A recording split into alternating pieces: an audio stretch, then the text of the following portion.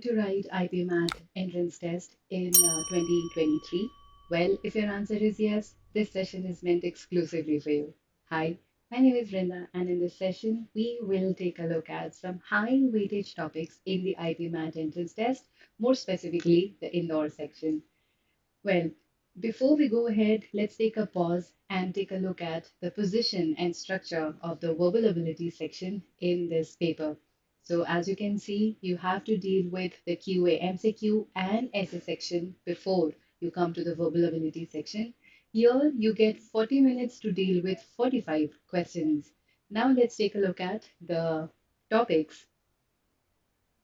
Well, one of the most prominent sections of the paper is reading comprehension passage based. So you can expect two reading comprehension passages with at least 6 to 7 questions per passage. Now, these are moderately long, so you can expect to see 450 to 500 word long passage. These can be from various genres, right from sports, economics, philosophy, or even entertainment. These are generally taken from the articles of renowned newspapers such as the editorial section of the Hindu, the Guardian, Economic Times, or even the Indian Express.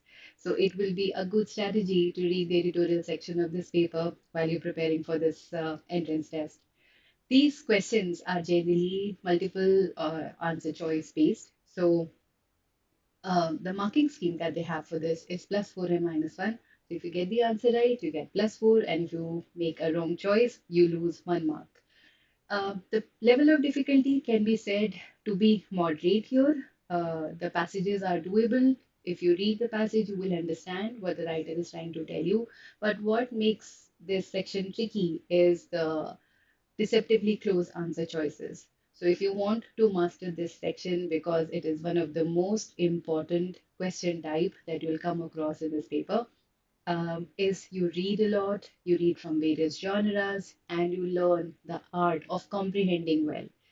Moving on to the next topic, which is very important in this paper, the one based on vocabulary based questions. Now, here, these can be classified as moderate to difficult in terms of level of difficulty.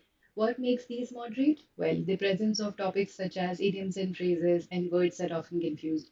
Now, these two topics have been, questions rather, based on these two topics have always been there as a part of the verbal ability section of these papers, IPMAT, Rohtak, and even Indore and other similar entrance tests.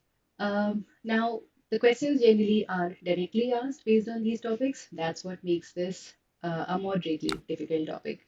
Now, what makes this section difficult or tricky or challenging? Well, the questions based on single filler, double filler, triple filler, and sometimes even four filler blanks. Now, to answer questions or this type of question rather, is that you understand not just the meaning of the word, you need to understand what part of speech that word is, what is the connotation of the word. So these are the things that help you get through in these type of questions. Otherwise, the section can be very tricky. So all those of you who are planning to take this challenge, make sure that you have a good command on vocabulary. So you can use word cluster methods or root method to enhance your vocabulary and do well in this section. Well, the marking scheme is standard, so you get +4 for every right answer and you lose 1 mark for making mistakes or choosing the wrong answer. The pattern, well, it's essentially MCQ, so you get multiple options to choose from. That's about it. The next important topic that you will get to see in this paper is the one based on paracompletion. Now, what they essentially do, they take a paragraph, remove a line from the paragraph. It could be the first line, the middle line, the last line of the paragraph, and you get multiple choices, and you need to choose the right sentence that will go in the missing part. Now, this can be moderate to difficult. So sometimes the paragraphs are doable. Sometimes they are tricky because the choices are really close. So all those avid readers, this can be your section to boost your score. And the ones who are not so much into reading, this is a wake-up call. You better start reading. So that will improve your reading comprehension skills, your vocabulary, and even this section of the paper. The other section which carries high weightage in these entrance tests is the grammar based section. Now, the questions can be classified as easy to moderate when it comes to determining the level of difficulty. Easy because these are concept based. So if you understand the concept, there is no way you will make a mistake in this section. You can expect 4 to 5 to maybe 6 questions. Generally, they highlight a given part of the sentence, so and they ask you to spot the error. And since it's multiple choice question, so choosing the right answer can be easy provided you have a good clarity on the concept and their application. So one section that will not only boost your score but help you save time also. The next and the last section of the paper, which is again high frequency, or you could say has high weightage, is parajumble based. So, what they do again, they take a paragraph, split it into parts. So, they just break the paragraph into 4 or 5 parts. They give those parts to you, they present those parts to you, and they ask you to rearrange them in the right sequence or in a logical order. Now, unlike all the other sections of the paper, this one is not multiple choice based. In fact, you have to type in your answer in the section mentioned for that. So marking scheme stays the same. There is no leniency here. So you get +4 for the right answer and -1 for every wrong uh, answer that you give in this section.